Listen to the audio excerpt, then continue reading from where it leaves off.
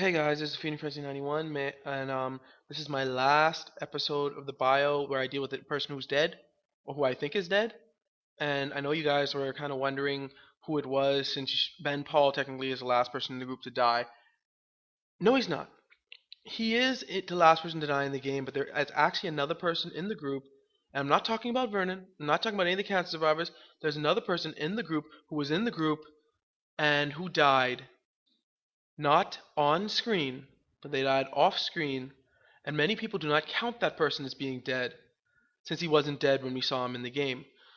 So, before I show him though, I'm going to say that for my alive list, what I'm going to do is I'm going to start from the purple person who left the group first with the alive group. I'm going to start from the person who left in the order they left the group, and then I'm going to keep going that way to the last person who left the group, okay?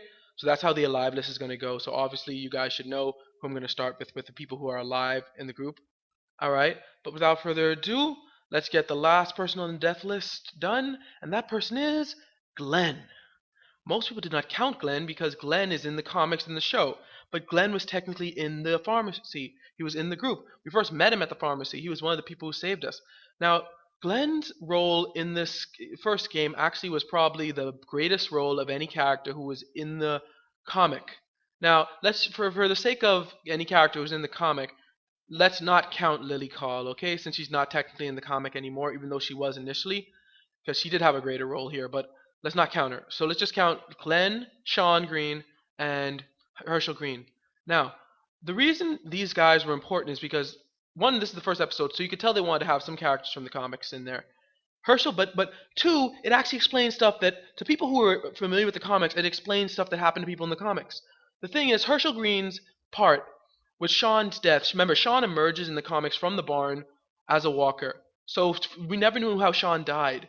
But you finally explain how Sean died, and since the game is canon, you can use that as a little explanation, a link between the comics and everything else. And with Glenn, we also find out that how he started out, which group he was with first. Because Glenn, I don't know exactly how Glenn talks in the comics. I didn't really read the first parts of the comics, so, but in the show, Glenn doesn't talk about his past too much. But we finally found out where Glenn is from. You know your way around? Local? Born and raised. He's from Macon. He is from Macon. And Glenn came from Macon to Atlanta to find his friends, and that's how he ended up with the other group. Also, Glenn doesn't really talk much, but Glenn did talk about the kids in this book.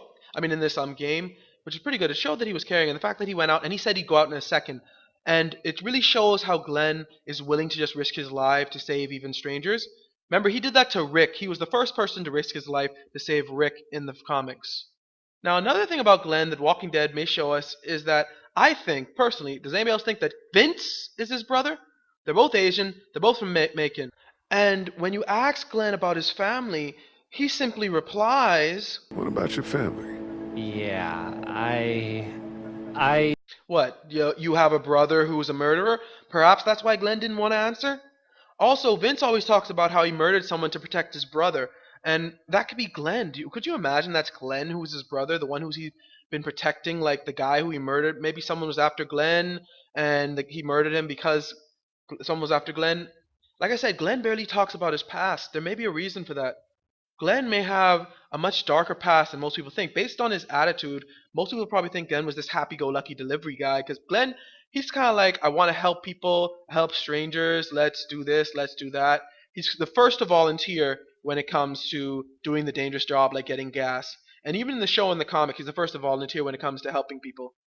Anyway, this whole motel scene also, I mean, it kind of enforced that Glenn was going to help a random stranger no matter what. He wants to help this girl no matter what. He says he's going to help them even if they leave. He's just going to stay and help them.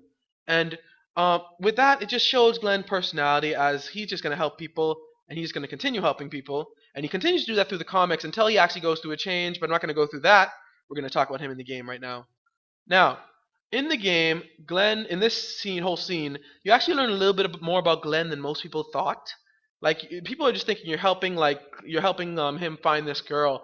But during the whole scene, you remember where Lee picks up the spark plug, and he's about to break it with the glass, and Glenn's like, "Give me the spark plug." And then Glenn takes it apart and says the acid in this stuff makes glass like tissue paper, right? No one asks, how does Glenn know that? Was it because Glenn used to break into people's cars? Maybe Glenn used to rob people. Maybe Glenn robbed the wrong person and ended up someone trying to murder him, and Vince had to protect him from that. Maybe. Maybe Glenn has a darker past than most people think. Maybe Glenn used to be a carjacker. Who knows? Maybe he jacked the wrong car. Maybe something happened, but something may happen if he is Vince's brother. I think he is. But anyway, during the scene was actually pretty nice. I love this mini game, and Glenn was pretty great in it, and I love the fact that Glenn brought me the most comedic effect in this scene. My boyfriend was bitten. You get sick and you die, and you come back and you kill anything you can find. You have a boyfriend? Glenn? I mean, really, she just explained how her boyfriend died, and that's all Glenn cared about. You had a boyfriend? I thought we had something. Anyway, when Glenn leaves, actually it also shows something else, but you don't get it until Clementine, Lee talks to Clementine later. Okay? Glenn, it can be assumed, the same walkie-talkie that Lee gave to Glenn, and Lee forgot to get back, and Clementine stated that Glenn had the other one, is the same exact walkie-talkie that he used to contact Rick when Rick first came into Atlanta. And that really shows significance of this game in relation to the comics and even the show. Rick, if Glenn didn't have that walkie-talkie, he could have never contacted Rick. So it really kind of fills in a gap that most people didn't ask why, because, we don't really need to ask where someone got a walkie-talkie.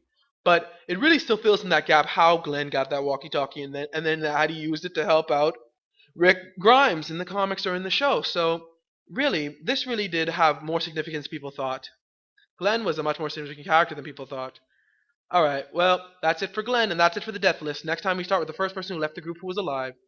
Thank you for watching. Like, comment, subscribe. Also, for those of you who don't know, Glenn did die in the comics. I'm not going to say how. Anyway, like, comment, subscribe. Thank you for watching, and God bless.